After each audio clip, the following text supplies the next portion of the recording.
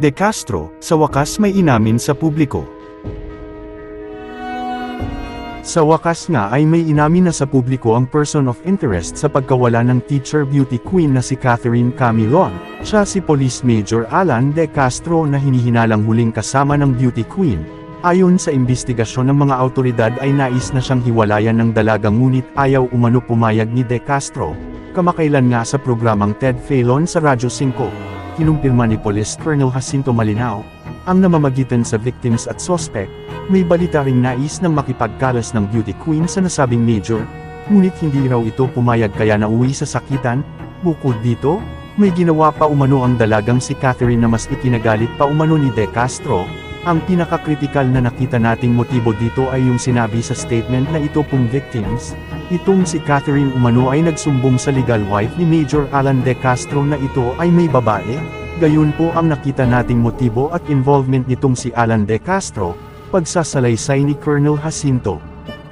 Alam naman natin na kasalanan ang relasyon ng nasabing pulis at ni Catherine na isang guro dahil may pamilya na ang nasabing pulis. November 13 ay nasampahan na ng reklamong kidnapping at serious illegal detention si De Castro, at iba pang suspect sa Batangas Provincial Prosecutor's Office. Ngunit ano naman kaya ngayon ang inamin ng pulis sa publiko?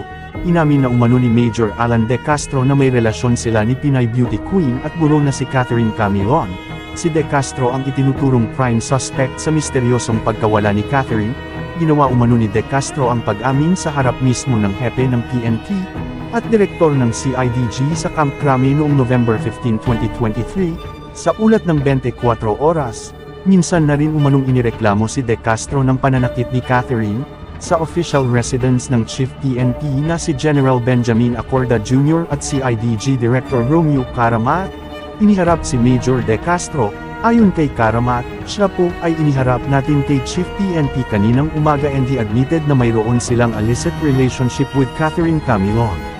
Ito ang unang pagkakataong may inamin ang salarin, ayon pa sa ulat sa 30 minutes na pag-uusap nila sa loob ng tinatawag na White House sa Camp Crame.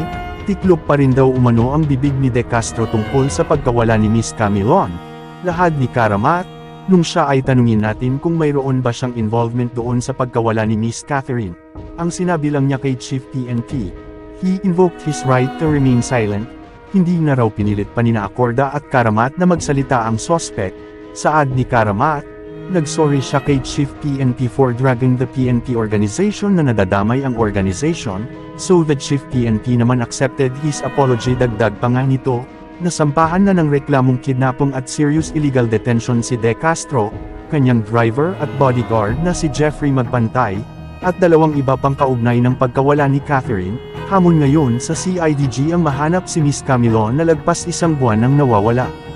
Ayon kay Caramat, may marching order ang ating Chief PNP to exert all our efforts to locate Miss Catherine Camilon either alive or dead. Dagdag pa sa ulat, base sa pakikipag-usap ng CIDG Region 4A sa pamilya ni Camilon, na pag-alamang nagsumbong na dati ang biktima hinggil sa pananakit umano sa kanya ni De Castro.